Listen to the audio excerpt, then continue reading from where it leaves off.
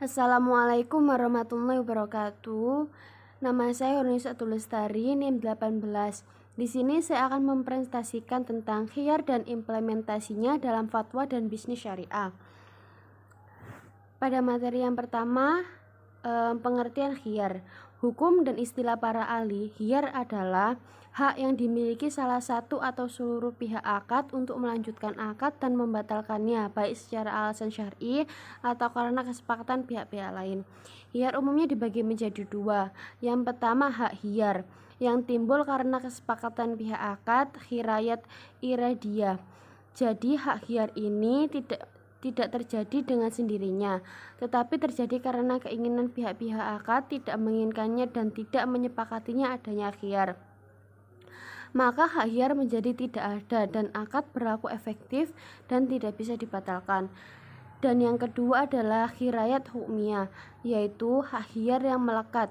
Khiyar ini diadakan untuk memenuhi hajat maslahat pihak akad, maka khiyar ini ada tanpa membutuhkan persetujuan pihak akad. Khiyar hukyah adalah hak pilih bagi salah satu pihak yang berkontrak pembeli, misalnya untuk menyatakan bahwa kontrak yang dilakukan pada sesuatu objek yang belum ia lihat ketika kontrak berlangsung dilanjutkan atau tidak dilanjutkan. Di sini ada legalitas khiyar rukyah. Mayoritas ahli hukum Islam seperti ulama Hanafiyah, Malikiyah, Hanabiyah berpendapat bahwa bai'at qoibah itu boleh, maka khiyar rukyah juga diperbolehkan. Para ulama yang memperbolehkan bai'ain qobiyah dan khiyar rukyah berdalil dengan hadis Rasulullah SAW. Siapa yang memberi sesuatu yang belum ia lihat, maka ia berhak khiyar apabila telah melihat barang itu. Hadis riwayat Ad-Qarutqoni dari Abu Hurairah. Menurut akad ini diperbolehkan karena objek yang akan dibeli itu tidak ada di tempat akad atau karena sulit dilihat seperti makanan kaleng. Syarat-syarat khiyar rukyah.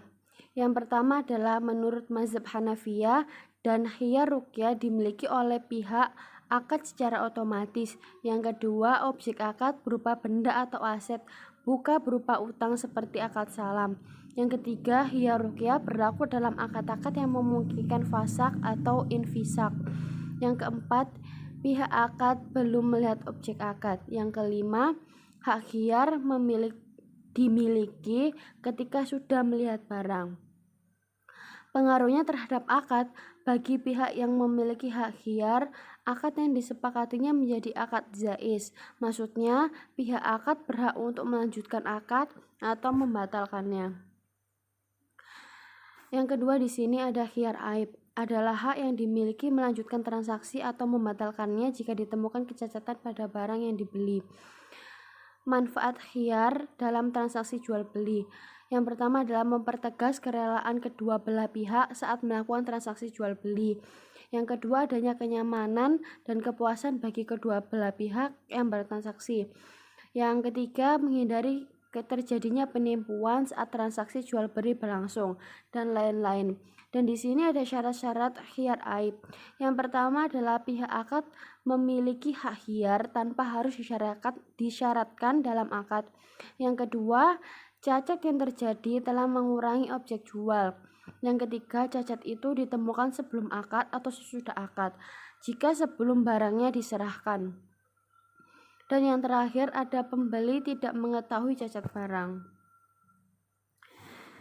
Dan yang ketiga di sini ada khiyar syarat, adalah hak yang dimiliki salah satu atau seluruh pihak akad atau bagi orang lain untuk melanjutkan akad atau memfasakkan dalam jangka waktu tertentu sesuai dengan kesepakatan dalam akad tersebut. Dan di sini ada contohnya. Misalnya, pembeli mengatakan kepada penjual, saya membeli mobil ini dengan harga 300 juta. Dengan syarat saya memiliki hak khiyar selama 3 hari. Dasar hukum diperbolehkannya khiyar syarat adalah hadis berikut ini. Di sini ada hadis dari Abdillah bin Al-Haris dan Hakim bin Hizam. bahwasanya Rasulullah SAW pernah bersabda, dua orang yang melakukan jual beli mempunyai hak khiyar dalam jual belinya selama mereka belum berpisah. Jika keduanya jujur dan keduanya menjelaskan secara real, niscaya diberkahi dalam jual beli mereka berdua. Dan jika mereka berdua menyembunyikan atau berdusta, niscaya akan dicabut keberkahan dari jual beli mereka berdua. Abu Dawud juga pernah berkata, sehingga mereka berdua berpisah atau melakukan jual beli dengan akad khiyar. Hadis riwayat Al-Bukhari Muslim. Syarat-syarat terjadinya khiyar syarat. Menurut jumhur, hak khiyar itu berlaku dengan disyaratkan dan disepakati dalam akad.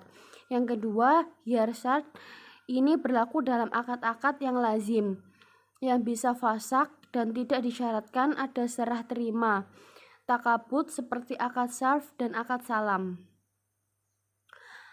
Yang ketiga, para fuqaha sepakat bahwa khiyar ini harus dibatasi waktunya hingga waktu tertentu. Apabila jangka waktu khiyar tidak jelas atau tanpa batasan waktu, maka khiyar menjadi tidak sah hukumnya. Yang keempat, di sini ada khiyar ta'yin, adalah hak pilih bagi pembeli dalam menentukan barang yang menjadi objek kontrak pada waktu tertentu sesuai dengan kesepakatan. Khiyar ta'yin berlaku apabila objek kontrak hanya satu dari sekian banyak barang yang berbeda kualitasnya, harganya, dan satu pihak pembeli misalnya diberi hak menentukan mana yang akan dipilihnya. Dicontohkan di sini adalah seorang penjual berkata kepada pembelinya, saya jual salah satu di antara baju ini kepadamu, dan kamu bisa memilih di antara baju-baju tersebut. Jika pembeli sudah memilih satu di antara baju-baju tersebut, maka objek beli menjadi jelas diketahuinya. Dan lanjut syarat-syarat khiyar ta'yin. Yang pertama adalah khiyar ta'yin harus disebutkan dan disetujui dalam akad. Yang kedua, objek akad termasuk kimiat harga barangnya diketahui dengan jelas. Khiyar ini ada manfaatnya, harga barang tidak boleh majhul. Yang ketiga, masa waktu khiyar harus jelas. Yang keempat, hak khiyar tidak boleh dipersyaratkan bagi penjual dan pembeli dalam waktu yang lama, karena ada faktor jahalah, tidak jelas, yang terpaksa menimbulkan perselisihan. Ulama Hanafiyah yang perboleh khiyar at-ta'yin mengemukakan 3 syarat untuk sahnya khiyar. Yang pertama, pilihan dilakukan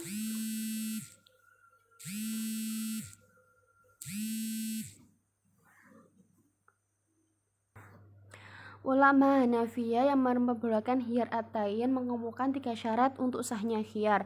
Yang pertama adalah pilihan dilakukan terhadap barang sejenis yang berbeda kualitasnya. Yang kedua, barang itu berbeda harganya. Dan yang ketiga, tenggang waktu terhadap khiyar at-ta'yin harus ditentukan. Dan yang kelima di sini ada khiyar majelis, adalah hak pilih bagi kedua belah pihak yang berkontrak meneruskan atau tidak meneruskan kontrak selama keduanya masih dalam tempat akad. Khiyar ini hanya berlaku dalam kontrak yang bersifat mengikat kedua belah pihak seperti jual beli dan sewa menyewa.